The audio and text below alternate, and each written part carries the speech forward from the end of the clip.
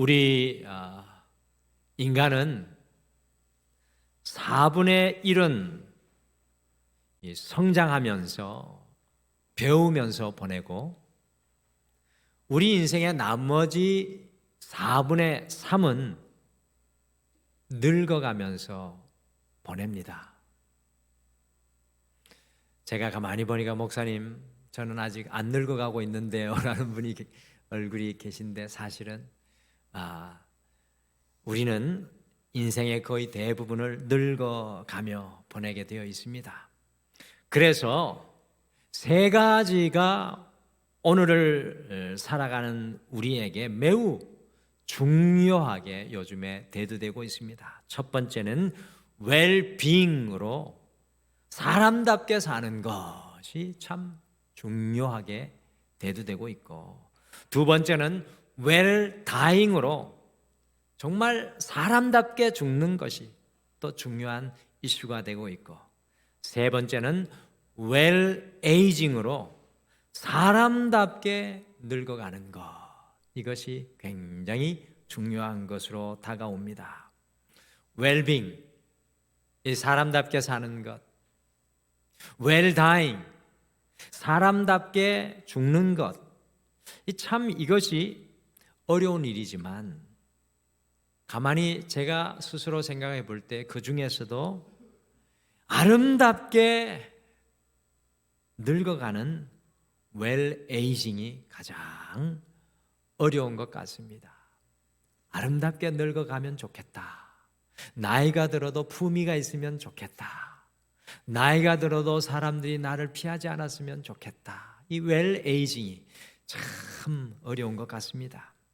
그래서 제가 어떤 분의 글을 보니까 아름답게 늙어가는 5가지 원칙을 5가지로 말하는 것을 보았습니다. 아름답게 늙어가기 위해서 첫 번째, 감사하는 마음을 가지고 살아야 한다고 합니다. 여러분들, 감사는 잘 아시는 것과 같이 우리 인생의 모든 것을 복으로 성화시키는 능력이 있습니다. 아름답게 늙어가기 위해서 두 번째, 열정을 가지고 살아야 합니다. 열정을 가지고, 눈 크게 떠보십시오. 열정을 가지고 살아야 합니다. 여러분들 잘 모르셨죠? 역사적인 업적은 64%의 우리 역사 속의 역사적인 업적은 60세 이상 노인들에 의해 성취되었다라는 사실입니다. 그러니까 나이가 들어도 이 세상에 공헌하는 기여도는 상당한 것입니다. 열정을 가져야 합니다. 아름답게 늙어가기 위해서 세 번째, 아름다운 인간관계를 만들어가야 됩니다. 아름다운 인간관계. 이 카네기 멜론 대학의 연구에 의하면 인생의 실패의 가장 큰 원인은 전문 지식이나 기술이 부족해서가 아니라고 합니다. 그거는 약 15%라고 합니다. 기술이 없고 전문 지식이 없어 실패하는 건 15% 정도밖에 안 되는데, 정말 실패의 원인은 85% 이상이 대인관계 문제 때문이라고 미국의 멜론 대학이 발표를 했습니다. 그래서 아름다운 인간관계를 맺어가야 되는 거죠. 아름답게 늙어가기 위해서는 네 번째, 순간순간이 영원인 것처럼 살아야 합니다. 그래서 하루를 살아가시더라도 지나가는 날 없이 충만하게 하루를 살아가셔야 됩니다. 아름답게 늙어가기 위해서 정말 제일 중요한 거, 저는 이 부분에서 가장 공감이 되었습니다. 아름답게 늙어가기 위해 제일 중요한 것은 바로 신앙으로 살아야 한다라는 겁니다. 여러분들 생각해 보십시오. 마지막 순간까지, 우리의 호흡이 다하는 마지막 그 순간까지 우리의 심장을 뛰게 하는 것은 사랑도, 돈도, 명예도, 성공도, 자녀도 아닌 주님을 향한 믿음이라는 사실입니다. 여러분들 동의가 되지 않습니까? 이 믿음이 우리를 끝까지 설레이게 합니다. 그래서 우리가 오늘 앞뒤 좌우분들과 좀 인사했으면 좋겠습니다. 이렇게 인사하실까요? 더욱 주님을 바라봅시다 라고 앞뒤 좌우분들에게 축복하며 인사하시죠. 더욱 주님을 바라봅시다. 더욱 주님을 그냥 보통 바라보지 말고 옆에 분 얼굴을 이렇게, 우리 시온이가 사랑합니다 하면 시온이가 이렇게 고개를 하거든요. 이렇게 보시면 더욱 주님, 목 아프네. 더욱 주님을 사랑합니다라고 한번 다시 한번 인사하시죠. 더욱 주님을 사랑합시다. 같이 인사. 더욱 주님을 사랑합시다. 아멘. 우리의 인생의 큰 바위 얼굴이신 우리 주님을 바라보는 영적인 원칙으로 살아갈 때 아름답게 익어가는 인생, 그런 인생의 길을 걸어가게 될 줄 믿습니다. 오늘 본문인 여호수아 10장은 앞에 지도에서 보시는 것과 같이 이스라엘 백성들이 이 가나안 땅의 중부 지역, 곧 중간인 보시면 여리고 옆에 기브온에서 시작을 해서 벳호론, 막게다, 림나, 라기스, 에글론, 헤브론, 드빌까지의 가나안 남쪽 지역 정복 전쟁을 보여주는 말씀이 여호수아 10장 말씀입니다. 저는 특별히 여호수아 10장 28절에서 43절까지를 읽으면서 이 가나안에서 이스라엘 백성들이 어떻게 정복 전쟁을 하였는지, 우리가 잘 아름답게 늙어가는 원칙이 있듯이 이스라엘 백성들이 가나안을 정복할 때 어떤 전투 원칙으로 싸웠는지 오늘 10장 28절에서 43절 사이에 특별하게 발견하게 되었습니다. 이스라엘 백성들이 이 전투의 원칙을 철저히 순종을 해서 성실하게 거침없이 가나안 남부 지역을 온전히 점령하는 승리를 얻는 것을 보게 됩니다. 사실은 10장 말씀은 숨도 안 쉬고 읽어야 돼요. 10장이 그렇게 기록되어 있습니다. 숨도 안 쉬고 가나안 땅을 정복하는 이스라엘 백성들의 모습이 나옵니다. 근데 그 안에 원칙이 있다는 거죠. 여호수아 10장에서 발견되는 가나안의 전투 원칙은 오늘 이 시대를 살아가는 성도인 우리에게도 중요한 영적인 삶의 원칙이 된다라는 것을 말씀을 묵상하면서 더 공감했습니다. 그래서 우리가 와서 보라, 2025년 등마루의 이 표처럼 와서 보라 세 번째 주일인 오늘은요, 가나안의 전투 원칙, 우리 제목 같이 읽어보실까요? 같이 읽겠습니다. 시작. 가나안의 전투 원칙이라는 제목으로 이스라엘 백성들이 어떤 가나안의 전투 원칙으로 승리를 하였는지 우리가 함께 살펴보시고 이 말씀을 교회에 두고 가셔야 되겠습니까? 우리의 삶의 현장으로 가지고 가서 이 말씀대로 순종할 수 있는 여러분과 제가 되시기를 간절히 축복합니다.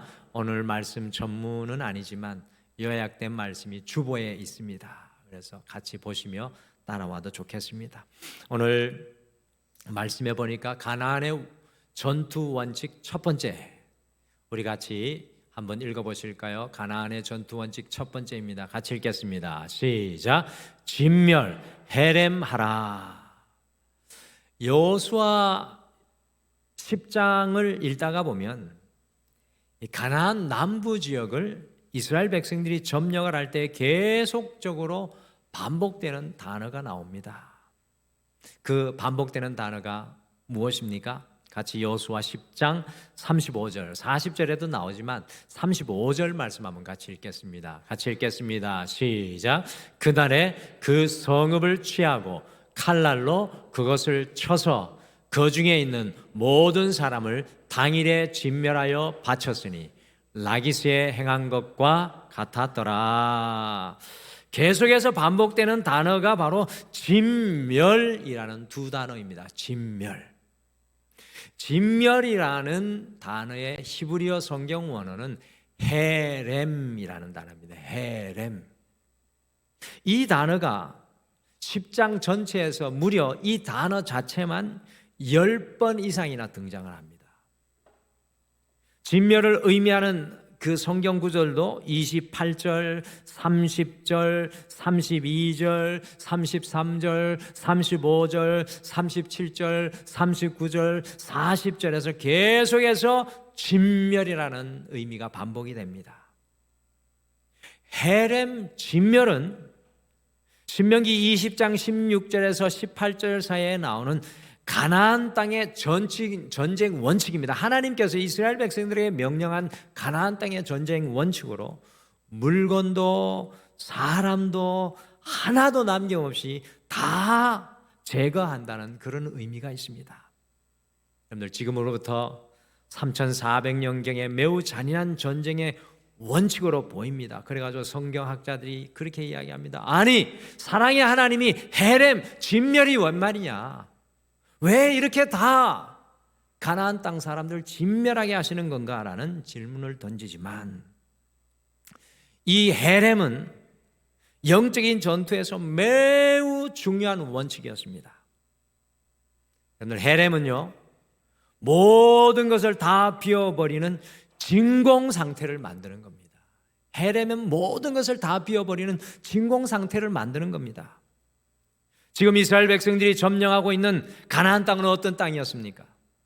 흔히 여러분들 설교 드릴 때 가나안 땅은 젖과 꿀이 흐르는 땅입니다. 근데 여러분들 성지순례 가보고 어떻게 느꼈습니까? 대부분 60% 이상 되는 지역은 20mm 이하의 강수량을 보이는 곳이 이스라엘 땅입니다. 젖과 꿀이 흐르는 땅이 아니라 척박한 땅, 하나님의 도움 없이는 살아갈 수 없는 땅이 이스라엘 땅이 아닙니까? 그런데 이 가나안 땅이 여러분들 어떤 땅이었습니까? 지금 이스라엘 백성들이 점령하려고 하는 이 가나안 땅은 어떤 땅이었습니까? 우상 숭배가 충만한 땅이었습니다. 죄악이 충만한 땅이었습니다. 가나안 땅에서 전투하면서 하나님께서 이스라엘 백성들에게 헤렘, 이 진멸의 원칙을 명하신 것은 죄악으로 관영한 이 땅을 온전히 비워 거룩하게 만들라는 하나님의 명령이었던 겁니다.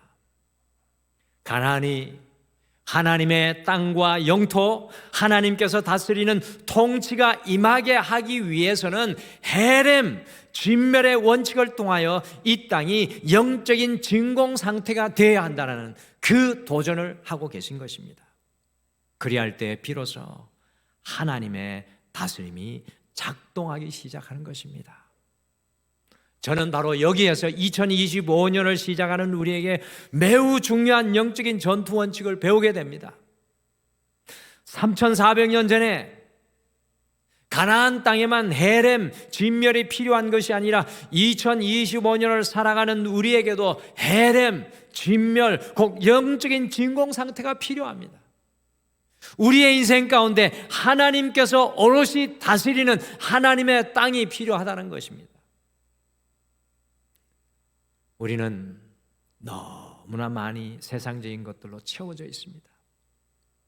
세상의 욕심과 교만과 죄악으로, 우리의 연약함으로, 우리의 낙심과 절망으로 충만합니다. 여러분들, 우리 대한민국이 왜 이렇게 복잡하고 어지럽습니까? 너무나 많은 것으로 채워지고 너무나 많은 것으로, 너무나 많은 생각과 사상으로 충만하기 때문에 그렇습니다.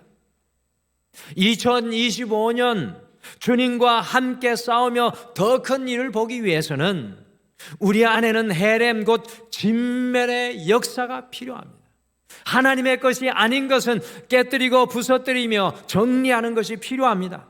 하나님께서 역사하시고 통치하시도록 우리에게 영적인 진공 상태가 필요한 것입니다.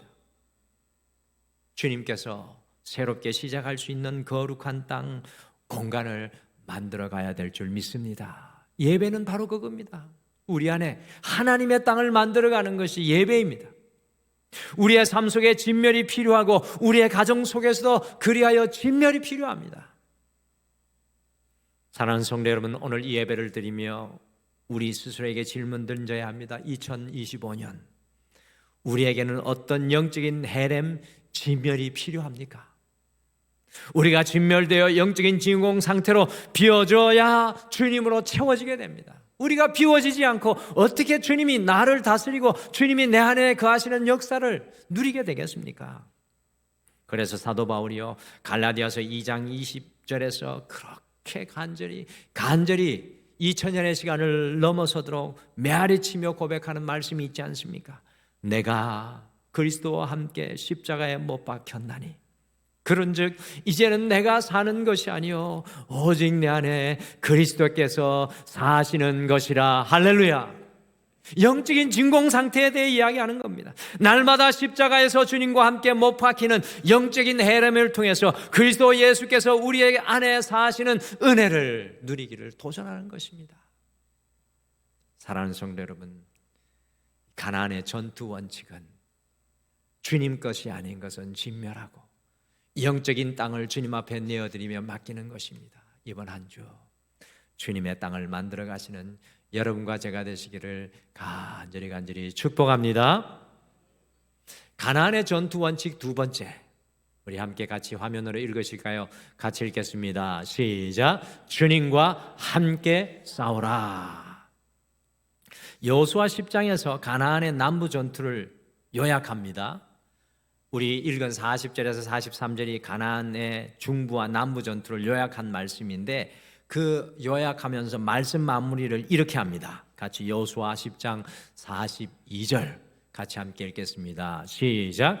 이스라엘의 하나님 여호와께서 이스라엘을 위하여 싸우셨으므로 여호수아가 이 모든 왕들과 그들의 땅을 단번에 빼앗으니라. 아멘. 여호수아 10장에서, 아니 여호수아 전체에서, 아니 성경 66권 전체에서 계속해서 반복되어 나오는 표현이 나오는데, 이 화면에 보시는 이 표현입니다. 이 표현이 계속되어 반복됩니다. The Lord fought for Israel. 여호와께서 이스라엘을 위하여 싸우셨다. 여호와께서 이스라엘을 위해 싸우셨다. 여호와께서 이스라엘을 위해 싸우셨다. 여호수아서 말씀에서 계속 반복됩니다.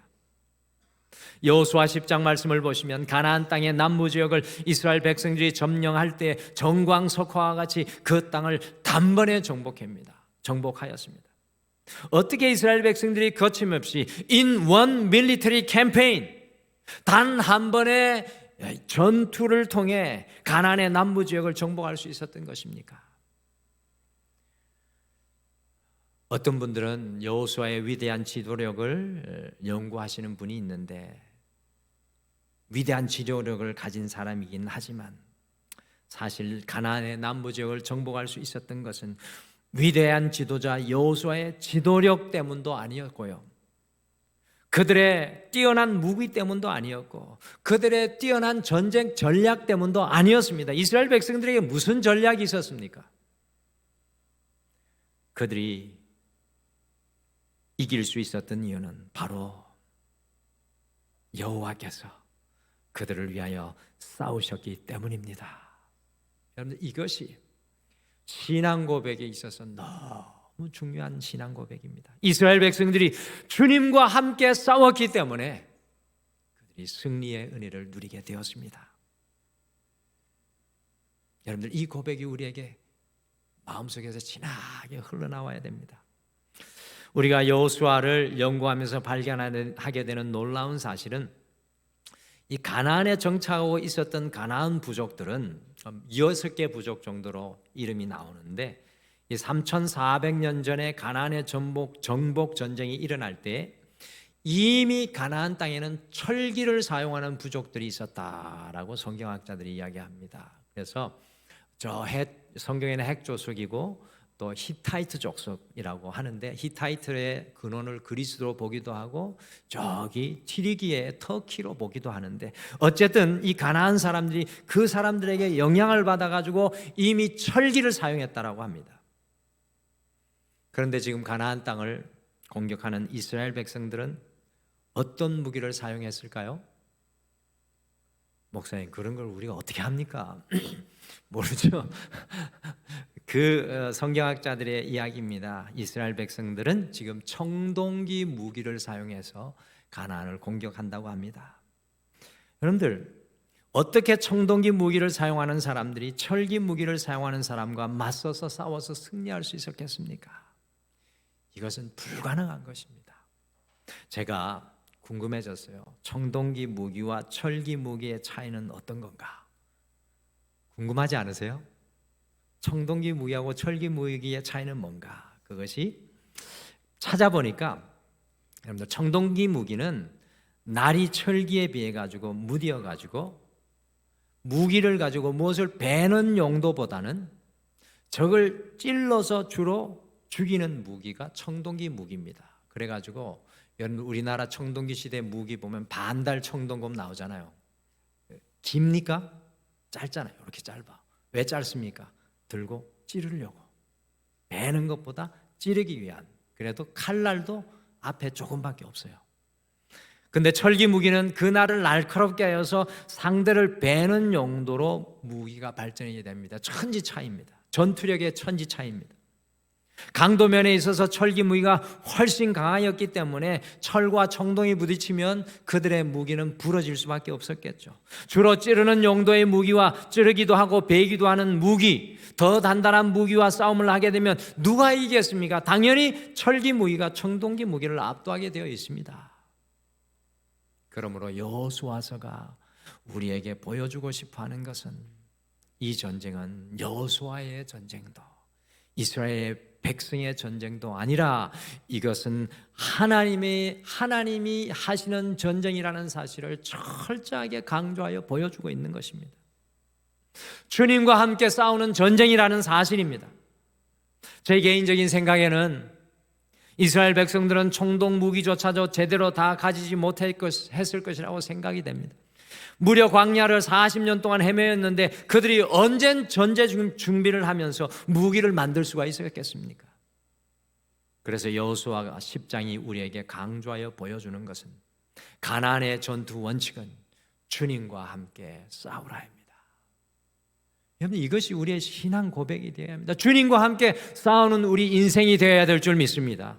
주님과 함께 싸우지 않으면 도저히 이길 수 없는 전쟁이었습니다. 그런 의미에서 여호수아서는 여호와께서 이스라엘을 위하여 싸우셨다는 표현을 계속해서 반복하고 있는 것입니다. 여러분과 저의 삶의 고백도 이것 아닙니까?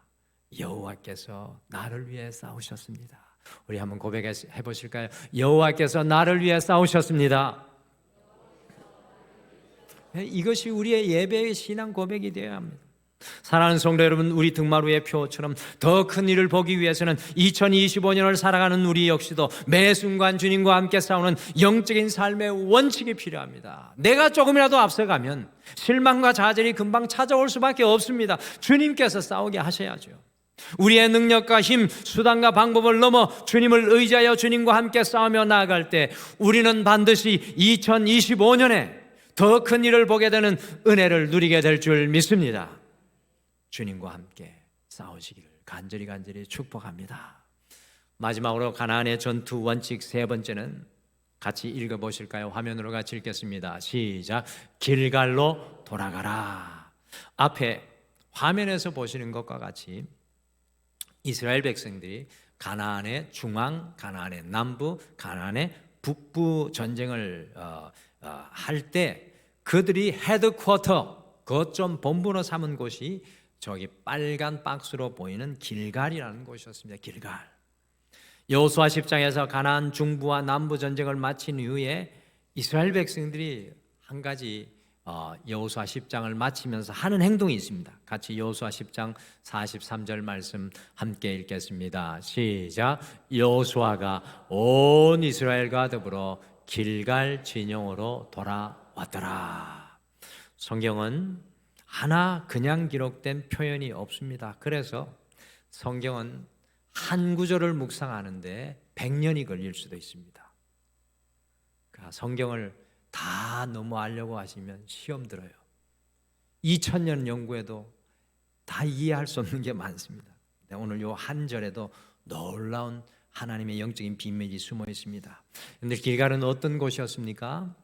이스라엘 백성들이 요단강을 건너서 가나안의 첫 성인 여리고성을 공격하기 전에 그들의 거점 헤드쿼터로 삼은 곳이었습니다. 그런데 하나님께서는 이 길갈에서 매우 의미심장한 의식을 행하게 했습니다. 여호수아 5장에 보시면 하나님께서 이스라엘 백성들이 적군이 두 눈 부릅뜨고 있는데 그 전쟁터의 핵심에서 길갈에서 뭐 하라고 하십니까? 여호수아 5장 할례를 하라고 합니다. 남자들은 잘 아시죠? 할례를 받으면 남자들은 무조건 일주일간 전투력 상실입니다. 움직일 수가 없죠. 전쟁을 치러야 할 이스라엘 백성들을 가장 무력하게 만드는 것이 바로 할례의식인데 그거를 그들의 눈 앞에서 행하게 하셨습니다.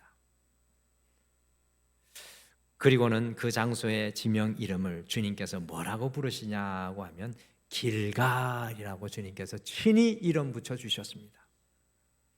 길갈이라는 뜻은 굴러간다라는 뜻입니다. 곧 여호수아 5장 9절처럼 그들의 수치와 아픔과 연약함과 죄악이 다 벗어져 굴러간다는 뜻입니다. 그러므로 이스라엘 백성들이 가나안 중부와 남부의 정복 전쟁 이후에 길갈로 돌아가는 것은 매우 중요한 전쟁 원칙이, 우리의 영적인 삶의 원칙이 이곳에 숨어 있는 것입니다. 저는 이 길갈의 영적인 의미가 바로 우리 주 예수 그리스도의 십자가라고 고백합니다. 우리 예수님의 십자가 위에서 우리의 모든 수치가, 우리의 모든 죄악이, 우리의 모든 연약함이 벗겨지고 굴러가게 되었습니다. 우리가 인생의 전쟁과 전투로 피곤하여 지칠 때마다, 세상의 때가 묻을 때마다, 낙심과 절망과 더 이상 길이 보이지 않을 때마다 우리가 돌아가야 할 영적인 본부, 헤드쿼터는 길갈, 곧 예수님의 십자가 아래인 줄 믿습니다. 그 십자가 아래에서 주님께서 채우시는 새 힘을 얻는 여러분과 제가 되어야 될 줄 믿습니다. 가나안의 중요한 또 하나의 전투 원칙은 길갈로 돌아가라입니다. 사랑하는 성도 여러분, 길갈로 돌아오십시오. 길갈로 돌아오십시오. 곧 주님의 십자가 아래로 나아가라입니다. 지치실 때마다 변치 않고 우리를 향해 두 팔 벌리고 계신 주님께 나오시길 바랍니다.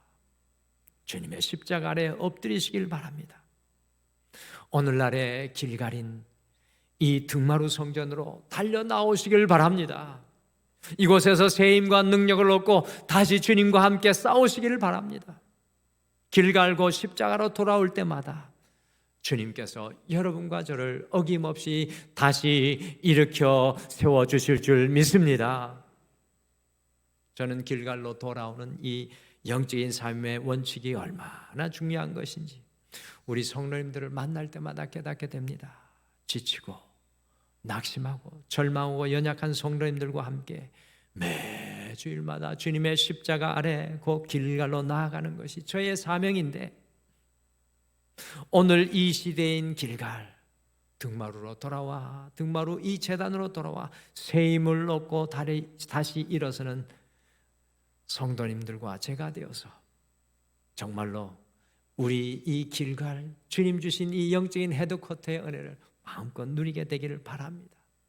이 교회가 여러분의 영적인 고향이 되시기를 간절히 축복합니다. 주님의 십자가 아래의 은혜의 영향력이 이 교회를 통해 흘러가기를 바랍니다.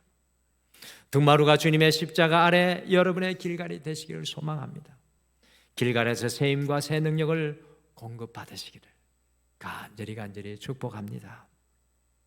가나안의 전투 원칙과 오늘의 치열한 삶의 자리에서 살아갈 우리의 삶의 원칙은 다르지 않습니다. 어떻게 2025년 우리의 가나안에서 살아가야 할까요? 앞에서 보이는 마지막 정리의 말씀처럼 가나안의 전투 원칙은 바로 우리는 헤렘, 곧 진멸, 날마다 하나님의 자리를 만들고 살아가야 한다는 것입니다. 세상과 우리 자신으로 충만한 자리를 비워 주님의 다스림을 기다려야 합니다. 우리는 우리 홀로 싸우는 것이 아니라 주님과 함께 싸우는 삶을 살아가야 합니다. 주님께서 나와 함께 싸우십니다를 고백하십시오. 우리는 날마다 길갈 곧 주님의 십자가로 돌아와야 합니다. 주님의 자리를 만드시고 주님과 함께 싸우시며 매 순간 주님의 십자가 아래에서 살아가시는 2025년 여러분의 가나안이 되시기를 간절히 축복합니다. 오늘 주보에 기록된 말씀 꼭 가져가셔서 삶의 현장에 옆에 놓고 적용하시면 좋겠습니다. 오늘 말씀 생각하시며 이 찬양 가지고 고백하기를 원합니다. 주보에 이 찬양이 실려 있습니다. 아마 모르시는 분들도 많이 있을 건데요. 주와 함께라면이라는 찬양입니다. 이 찬양 이렇게 고백합니다. 주와 함께라면 가난해도 좋아.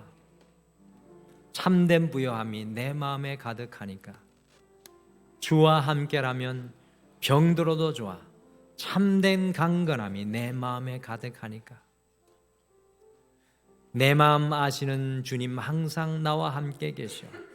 약한 내 영혼에 위로와 능력 주시네. 우리 같이 함께 이 찬양 고백하실까요?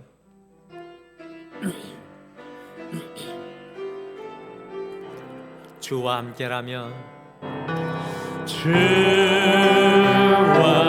함께라면 가난해도 좋아. 참된 부요함이 내 맘에 가득하니까. 때로는 나 유혹하려고 세상 바람 휘몰아쳐와도 나는 결코 잊을 수 없어. 자비로운 주의 음성을. 주와 함께라면, 함께라면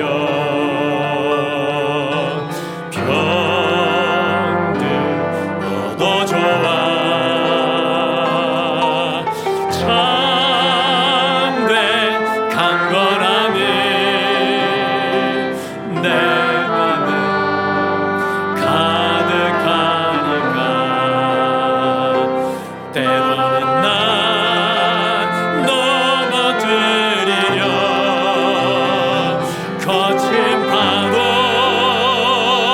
휘몰아쳐와도 나는 결코 놓을 수 없어. 따사로운 주의 손길을.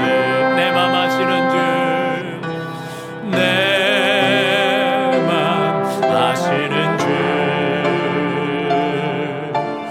항상 함께 계셔. 약한 내 영혼에 위로와 능력 주시네. 가난해도 병이 들어도 시련의 밤 어둡고 깊어도 나는 결코 떠날 수 없어. 아름다운 주의 나라를, 주의 나라를.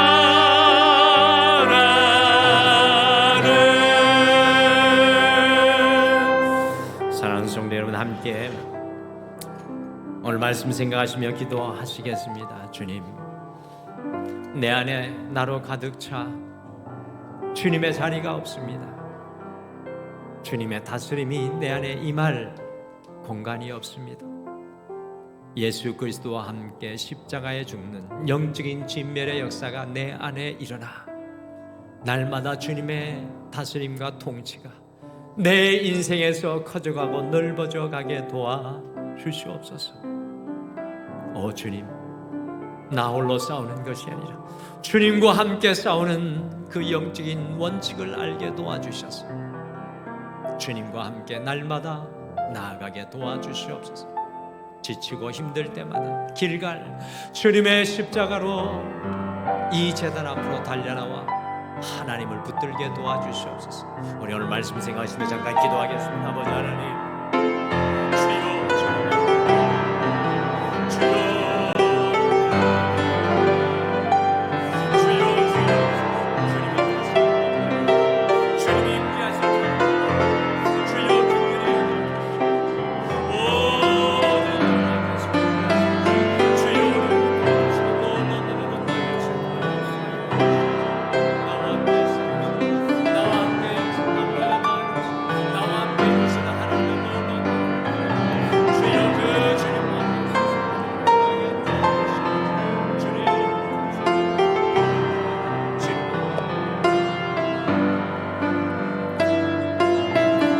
가난해도 병이 들어도 가난해도 병이 들어도 시련의 밤 어둡고 깊어도 나는 결코 떠날 수 없어. 아름다운 주의 나라를 주의 나라를